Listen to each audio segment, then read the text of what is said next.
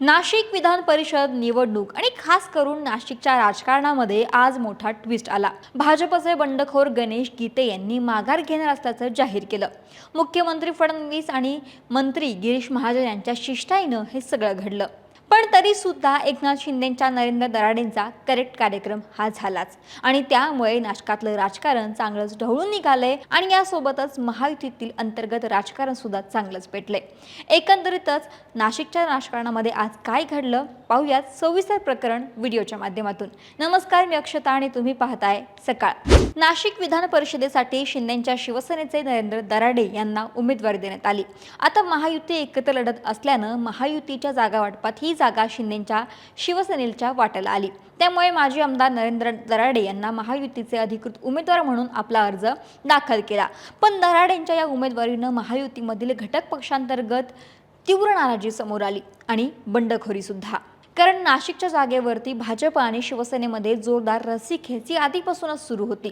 स्थानिक स्वराज्य संस्थांमध्ये भाजपचे संख्याबळ जास्त असल्यानं भाजपकडून या जागेवरती मोठा दावा होत होता, परंतु अखेरच्या टप्प्यामध्ये ही जागा मुख्यमंत्री एकनाथ शिंदे यांच्या शिवसेनेला सोडण्यात आली आणि पक्षानं माजी आमदार नरेंद्र दराडे यांच्यावरती पुन्हा एकदा विश्वास दाखवला। पण जागा शिवसेनेला सुटल्यामुळे भाजप आणि राष्ट्रवादी काँग्रेस अजित पवार पक्ष यांच्या इच्छुकांमध्ये मोठी अस्वस्थता निर्माण झाली। राज्याचे संकटमोचक मानले जाणारे गिरीश महाजन यांचे खंबीर पाठीराखे आणि भाजपचे माजी स्थायी समिती सभापती गणेश गीते यांनी पक्षाच्या निर्णयाविरुद्ध जात अपक्ष उमेदवारी अर्ज दाखल केला। बरं, ते एकटेच नाही तर त्यांचे बंधू गोकुळ गीते यांनी सुद्धा आपला अपक्ष उमेदवारी म्हणून दंड थोपटले। दोन्ही भाऊ निवडणुकीत लढण्यावरती ठाम असल्याचं दराडे यांच्या अडचणी वाढल्या होत्या। त्यात अजित पवारांचे राष्ट्रवादी काँग्रेस पक्षाचे गोरख बोडके यांनी सुद्धा विश्वासघात झाल्याचा आरोप करत अपक्ष उमेदवारी अर्ज भरला। त्यामुळे महायुतीच्या अधिकृत उमेदवाराला अंतर्गत तीनही पक्षांमधून विरोधाचा सामना करावा लागला। अशात नाशिक विधान परिषद निवडणुकीमध्ये काल दिवसभर मोठ्या राजकीय घडामोडी घडल्या। मुख्यमंत्री देवेंद्र फडणवीस, मंत्री गिरीश महाजन यांनी बंडखोरी शमवण्यासाठी मोठा निर्णय घेतला। दुसरीकडे उद्योग मंत्री उदय सामंत हे सुद्धा नाशिकमध्ये तळ ठोकून होते, कारण जी काही दराडेंच्या विरोधामध्ये महायुतीमध्येच अंतर्गत वाद सुरू आहे तो सगळा मिटला जावा आणि ही निवडणूक बिनविरोध व्हावी यासाठी हा सगळा प्रयत्न सुरू होता। अखेर राष्ट्रवादी काँग्रेसचे बंडखोर उमेदवार गोरख बोडके आणि अपक्ष उमेदवार विष्णू यांनी उमेदवारी अर्ज मागे घेतला। त्यानंतर भाजपचे बंडखोर गणेश गीते यांनी सुद्धा आपण निवडणुकीतून माघार घेत आहोत असं जाहीर केलं।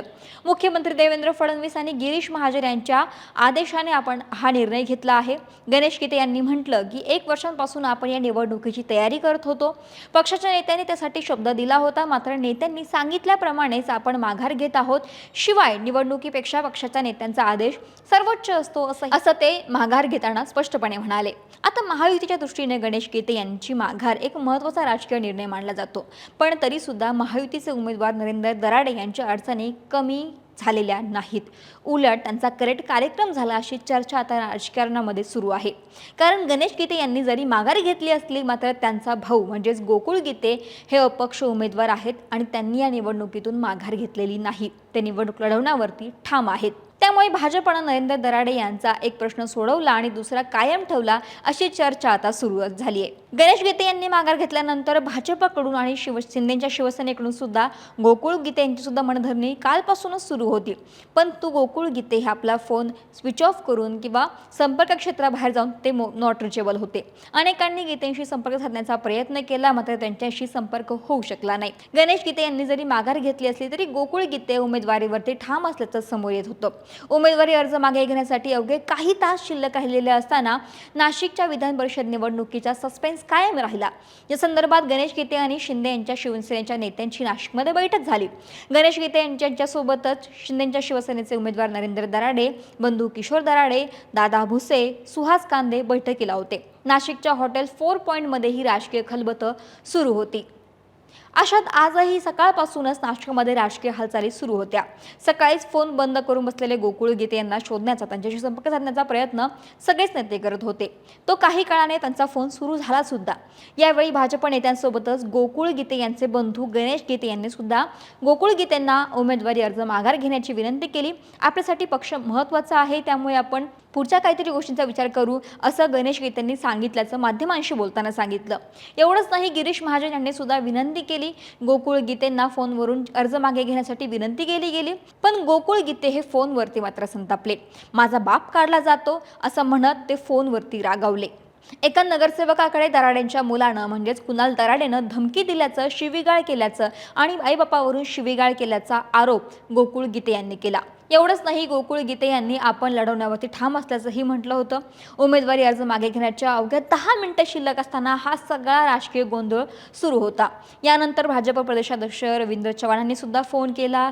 गिरीश महाजनांनी बऱ्याच वेळा मनधरणी केली, पण शेवटी मनधरणी करूनही काहीच उपयोग झाला नाही, कारण की गोकुळ गीते यांनी आपला उमेदवारी अर्ज मागे घेतला नाही. ते निवडणूक लढण्यावरती ठाम राहिले आणि अशा पद्धतीनं नाशिकची विधान परिषद निवडणूक ही आता बिनविरोध होणार नाहीये.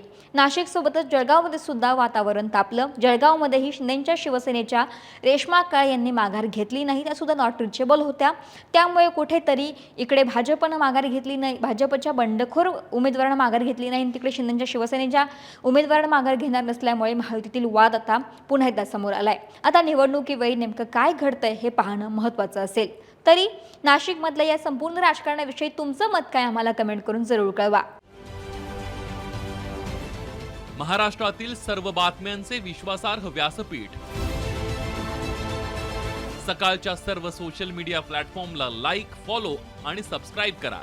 तसंच सर्व नोटिफिकेशनसाठी बेल आयकॉन प्रेस करायला विसरू नका.